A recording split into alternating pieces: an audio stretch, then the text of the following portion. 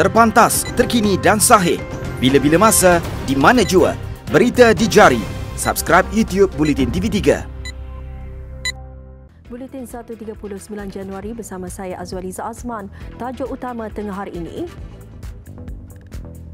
My 100 jimatkan 47.38 juta ringgit wang rakyat. Tiada kenaikan kadar tol di seluruh negara tahun ini.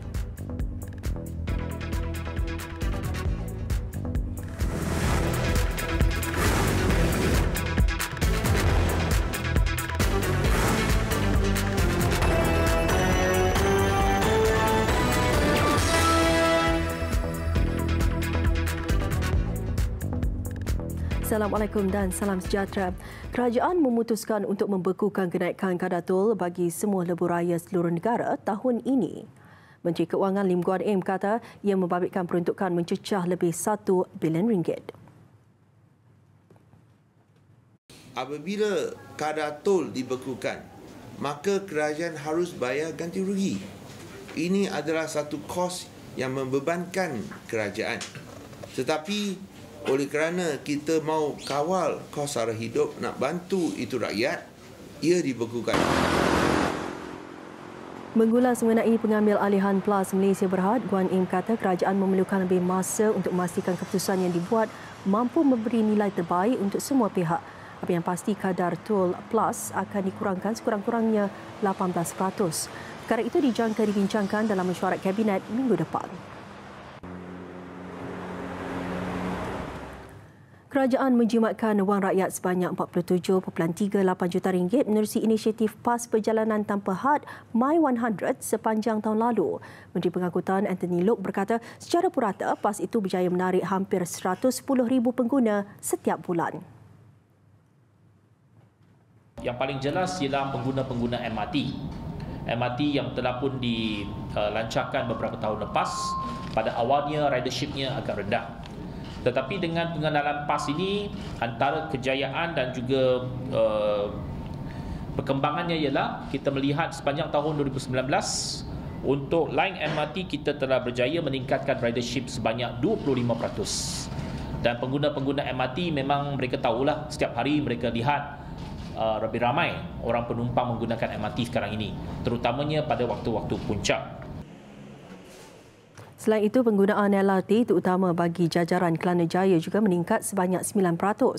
Kerajaan mensasarkan 200,000 pembeli PAS tanpa had My 100 setiap bulan pada tahun ini.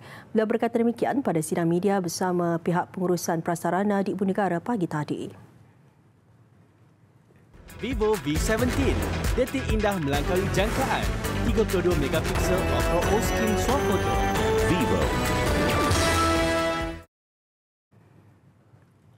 Bekas Perdana Menteri Datuk Seri Najib Tun Razak berhak untuk bersuara berhubung pendedahan audio konspirasi jenayah tertinggi berkaitan perbualan telefon 7 individu yang dibuat Suruhanjaya Pencegahan Rasuah Malaysia SPRM. Menurut Ketua Pesuruhjaya SPRM Latifah Koya, semua pihak berhak menyatakan pandangan mengenai rakaman berdurasi 45 minit itu. Saya ada satu je jawapan, itu hak dia. Itu hak dia untuk membuat apa-apa tindakan. Itu je. Beliau berkata demikian ketika ditemui media dalam program Ramah Mesra SPRM bersama media Perak di Ipoh. Latifah mengulas kenyataan dibuat Datuk Seri Najib menerusi hantaran di laman sosial Facebooknya.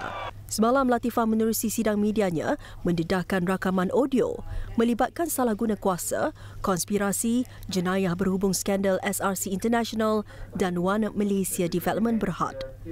Rakaman perbualan 7 individu termasuk bekas Perdana Menteri dan isterinya Datin Sri Rosmah Mansor.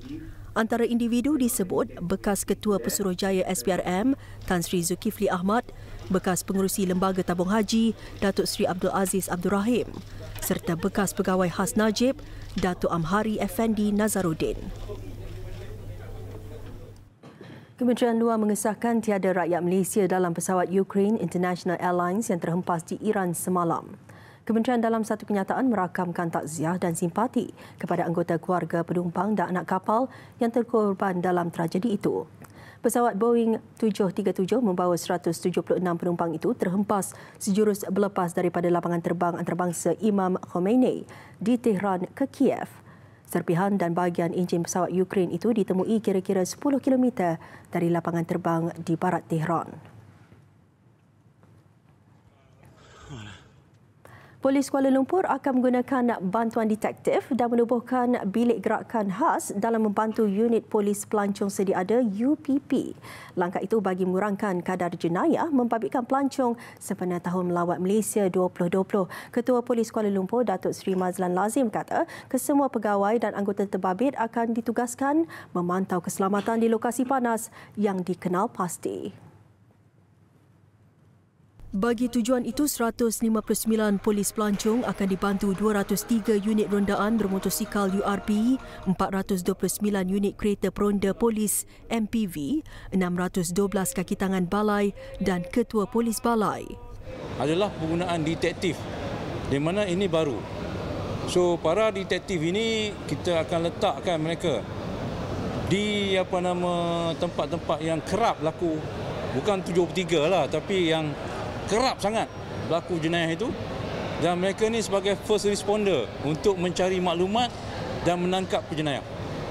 So maksudnya jadi kalau penjenayah itu dia ragut je, mereka ni akan respon kepada tindakan menangkap mereka ni dengan mencari maklumat dan tangkap mereka. Buka satu bilik gerakan, yang mana bilik gerakan khas ni adalah untuk pantau harian, dan ini saya sendiri akan pantau lah. Dia kat pejabat saya tu, penggunaan bilik kosong tu kita akan letakkan satu bilik gerakan, tak besar tak kecil, tapi 2 orang akan bertugas itu satu shift. So maksudnya dia akan dapat maklumat daripada semua, dan mereka yang bertugas akan lapor di situ, dan masa yang sama dia akan siapkan perkara khas untuk pelancong. Beliau berkata demikian kepada media selepas melancarkan unit polis pelancong UPP di Ibu Pejabat Polis Kuala Lumpur pagi tadi. 73 lokasi panas yang dikenal pasti termasuk kawasan tarikan pelancong, pusat beli belah dan kompleks kerajaan. Pendekatan itu, tegas beliau, diharap dapat mengurangkan indeks jenayah selain menjamin keselamatan dan memberi keyakinan kepada pelancong. Indeks jenayah membabitkan pelancong asing tahun lalu menurun sebanyak 4.4% atau 580 kes berbanding 607 kes pada tahun 2018. 114 kompaun dikeluarkan sejak awal tahun ini bagi individu yang melakukan kesalahan merokok di premis makanan di Kuala Lumpur. Pagi tadi, operasi bersepadu kawasan larangan merokok mensasarkan 11 kedai makan dan 19 gerai di sekitar bangsa. Tadi kita telah mengeluarkan satu kompaun di bawah peraturan kawalan hasil tembakau 2004 pindaan 2018 dan di bawah peraturan 11 yang dikeluarkan. Nampaknya di kawasan bangsa ini semua milik premis dah tahu mengenai operasi yang telah dikuatkuasakan. So semua premis dah memasang notis, cuma saiz notis tu yang berbeza dan tempat di mana dia pasang tu tak berapa jelas. Kita telah nasihatkan. Operasi melibatkan Jabatan Kesihatan dan Alam Sekitar DPKL serta Jabatan Kesihatan Wilayah Persekutuan Kuala Lumpur dan Putrajaya KKM. Bagi kesalahan pertama, merokok di tempat larangan, kadar kompaun RM250 dikenakan dan boleh dikurangkan kepada RM150 jika dibayar dalam tempoh sebulan dari tarikh dikeluarkan. Kesalahan kedua, kompaun RM250 dan tiada pengurangan. Manakala bagi kesalahan ketiga, kompaun RM350. Larangan merokok di premis makanan turut melibatkan vape dan shisha. 2 lelaki rentung dalam kebakaran di sebuah kantin pekerja di usaha estate Jalan Pesisir Bintulu Miri, Sarawak malam tadi. Kedua-dua mangsa dipercayai gagal menyelamatkan diri selepas api marak terlalu cepat dalam kebakaran membabitkan premis berstruktur kayu berkenaan. Pusat Gerakan Operasi Bomba Sarawak menerima panggilan kecemasan pada jam 9.05 malam tadi. Kebakaran menyebabkan premis kantin berkenaan musnah sepenuhnya. Mayat mangsa yang ditemui dikenal pasti sebagai Wong Ling Piong, 47 tahun dan Lee Hua Hing, 23 tahun. Kedua-dua mayat itu diserahkan kepada pihak polis untuk tindakan lanjut. Punca kebakaran dan kerugian masih dalam siasatan.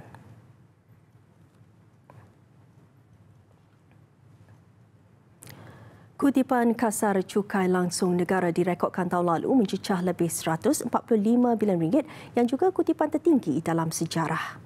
Ia peningkatan hampir 6% atau 8 bilion ringgit berbanding kutipan yang dicatatkan pada 2018.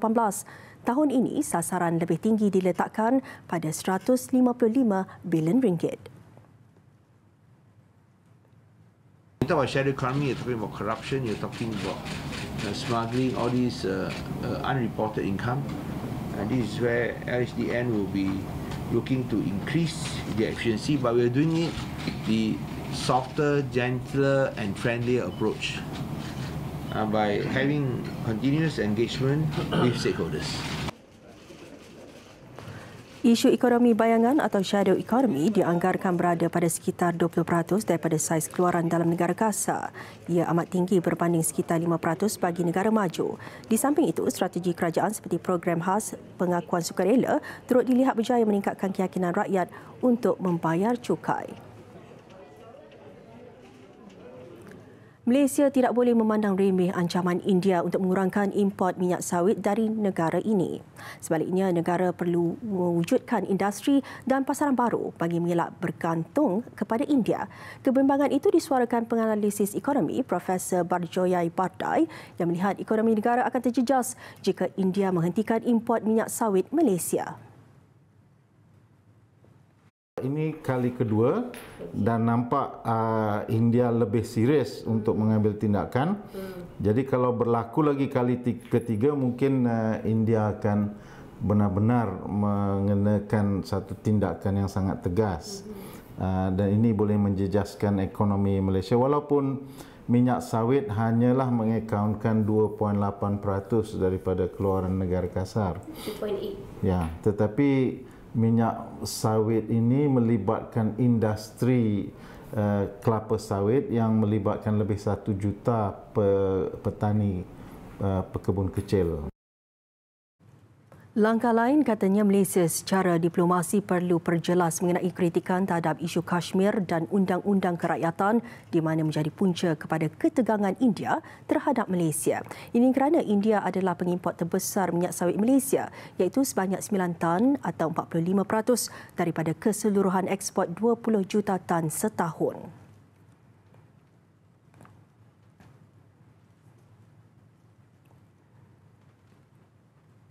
Syarikat e-panggilan Grab kini memperkenalkan projek perintis perkhidmatan motosikal atas permintaan Grab Bike di sekitar Lembah Kelang. Ketua Grab Malaysia, Sean Goh berkata, melihat kejayaan pelaksanaannya di Indonesia, Vietnam dan Thailand, syarikat itu telah menyediakan amalan terbaik untuk perkhidmatan motosikal atas permintaan di Malaysia.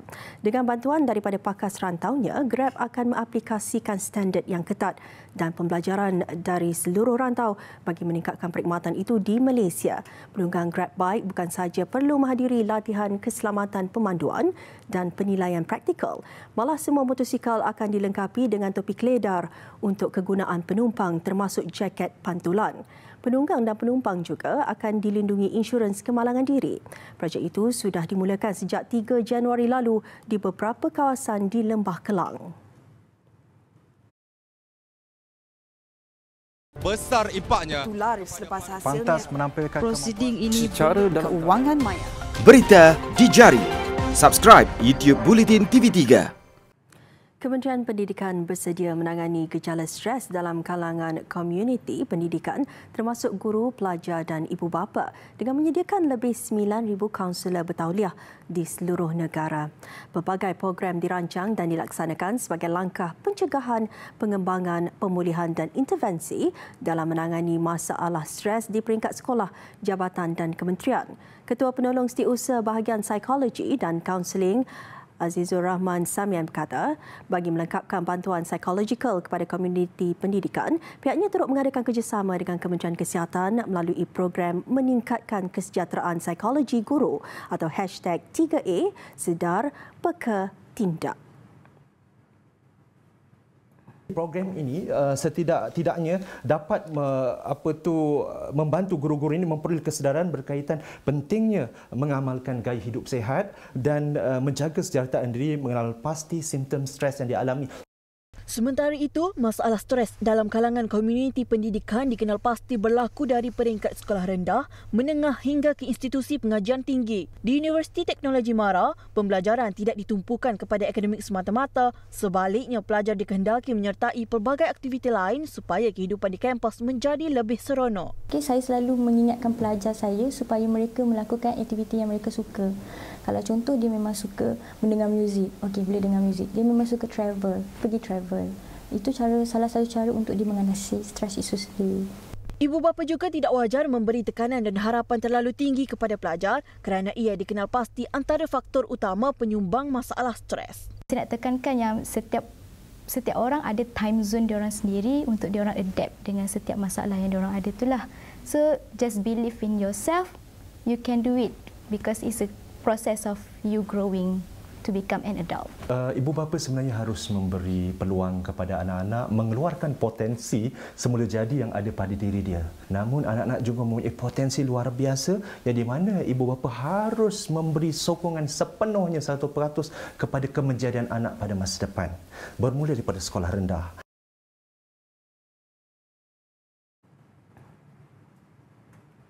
Beralih ke laporan antarabangsa, Presiden Amerika Syarikat Donald Trump percaya Iran tidak menunjukkan sebarang tanda meneruskan tindakan ketenteraan. Justru Trump menjelaskan Amerika Syarikat tidak berhasrat untuk berperang dengan Iran. Namun Washington akan meneliti beberapa tindakan susulan. The United States will immediately impose additional punishing economic sanctions on the Iranian regime. These powerful sanctions will remain until Iran changes its behavior. Reaksi terbaru Trump ini nyata meredakan ketegangan antara kedua-dua negara. Trump bagaimanapun turut menegaskan tidak akan membenarkan Iran menghasilkan senjata nuklear.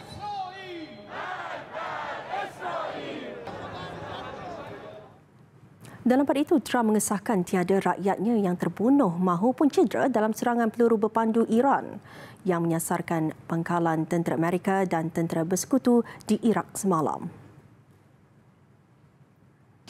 No Americans were harmed in last night's attack by the Iranian regime. We suffered no casualties. All of our soldiers are safe. And only minimal damage was sustained at our military bases. Jelas Trump, tentera Amerika sentiasa bersedia untuk berdepan sebarang kemungkinan. Tehran sebelum ini mendakwa serangan peluru berpandu itu membunuh 80 anggota tentera Amerika.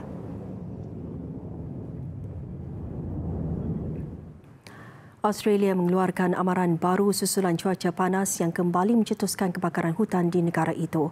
Tindakan itu susulan bencana berkenaan di Kuartari terus mengancam beberapa bandar dan orang ramai. Notis peringkat bencana di sebahagian besar Victoria sejak beberapa minggu lalu dilanjutkan selama 48 jam. Penduduk di zon bahaya dinasihatkan berpindah ke kawasan selamat dan meminta bantuan pihak berkuasa. Menurut Menteri Perkhidmatan Bencana Victoria, Lisa Neville, cuaca sejuk beberapa hari lalu membolehkan pihak bomba mengukuhkan kawalan di kawasan kebakaran yang berlaku sejak beberapa bulan. Meskipun begitu, beliau tetap mengingatkan kebakaran masih berlaku dan dibimbangi mencetuskan risiko lebih besar jika tidak berwaspada. Rentetan bencana, 26 menjadi korban setakat ini, selain ribuan penduduk hilang tempat tinggal. Krisis ketika ini tercetus susulan kemarau selama 3 tahun yang menyebabkan sebahagian besar kawasan hutan belukar di negara itu terdedah dengan kebakaran. Sehingga kini kebakaran besar itu telah meliputi kawasan seluas lebih 10.3 juta hektar atau bersamaan luas Korea Selatan. Besar impaknya. Pantas menampilkan prosiding ini secara keuangan maya. Berita di jari. Subscribe YouTube Bulletin TV3. Sukan, momentum pemain bergu lelaki negara Ong Yew Sin Teo Ee Yi terus meningkat selepas disingkirkan daripada skuad kebangsaan. Menyaksikan gandingan nombor 19 dunia itu melepasi pusingan kedua untuk mara ke suku akhir Masters Malaysia 2020 esok. Yew Sin Yi berdepan lawan ranking lebih baik di tangga 11 dunia, Han Chengkai Zhao Haodong dari China. Menang set pertama 21-13, gandingan bergu lelaki nombor 3 negara ini meningkatkan tempo permainan di set kedua. Pernah ketinggalan 11-14 di pertengahan aksi, Yew Sin Yi berjaya melakukan kebangkitan untuk mengutip 5 mata berturut-turut, sekaligus menutup permainan dengan keputusan penuh 21-18 dalam tempoh 3/1 minit. Ini adalah kejayaan kedua Yew Sin Yi menewaskan lawan di ranking lebih baik selepas pernah menang ke atas dua nombor 12 dunia Shiraj Shetty Satwi Sairaj Rankireddy dari India di pusingan kelayakan Rabu lalu. Sementara itu, semalam pemain perseorangan lelaki negara Lee Zijia berjaya melangkah ke pusingan kedua selepas menyingkirkan pemain pilihan ketiga kejohanan Anders Antonsen dari Denmark. Bagaimanapun, Zijia dipaksa bekerja keras sebelum mengatasi Antonsen dalam permainan 3 set. Pusingan kedua hari ini, Zijia dijadualkan bertemu pemain India Samir Verma. Lee Zijia menyelamatkan maruah Malaysia apabila menjadi wakil tunggal negara layak ke pusingan kedua dalam acara perseorangan lelaki di Masters Malaysia tahun ini. Zijia bagaimanapun terpaksa mengerah kudrat bermain 3 set sebelum menyingkirkan pilihan ketiga Anders Antonsen dari Denmark. Bagaimanapun, Zijia agak tertekan pada set pertama apabila tewas 14-21 kepada Antonsen, namun berjaya bangkit pada set berikutnya, menang 21-15, mengheret permainan ke set penentuan. Dan ketika hampir 2,000 penyokong yang hadir di Axiata Arena menjangkakan saingan sengit, kemenangan mudah memihak Zijia dengan keputusan 21-8 dalam perlawanan yang berlangsung selama 66 minit. Saya rasa paling penting adalah mungkin yang first round sebab memang first tournament dan saya lebih pressure dan mungkin saya rasa lepas ini mungkin memang boleh macam cakap lebih tak ada pressure lah sebab sudah sudah lepas kan first round. Sementara itu, perjuangan pemain profesional perseorangan lelaki negara Liu Darren berakhir di pusingan pertama. Berdepan pilihan ke-6 Jonathan Christie dari Indonesia, kecederaan belakang dialami Darren nyata menjadi penghalang. Tewas 10-21 di set pertama, Darren bangkit menyamakan kedudukan satu sama. Menang 21-16 di set kedua. Set ketiga nyata menyiksakan buat Darren yang terpaksa bergelut dengan kecederaan bahagian belakang sebelum terpaksa akur kecundang 15-21. Dalam satu lagi aksi bergu campuran negara, Chan Peng Sun dan Goh Liu Ying menempati ramalan mara ke pusingan kedua. Pemenang pingat perak Sukan Olimpik Rio 2016 ini nyata berada pada kelas tersendiri ketika berdepan rakan senegara Lau Hang Yi, Lim Chiu Sian. Menang mudah set pertama 21-7, Peng Sun, Liu Ying langsung tidak dicabar lawan mengakhiri permainan dengan kemenangan straight set 21-11. Menanti Peng Sun, Liu Ying di pusingan kedua hari ini adalah gandingan Korea Selatan Choi Sol-gyu, Shin Seong-chan yang menyingkirkan Wong Chi-lin, Cheng Chi-ya dari Taiwan lewat malam tadi. Buletin 1.30 sampai di sini. Kami tinggalkan anda dengan kemeriahan perarakan kebudayaan sempena Karnival Hitam Putih di Pasto, Colombia. Saya Azwaliza Azman. Salam hormat dan Assalamualaikum.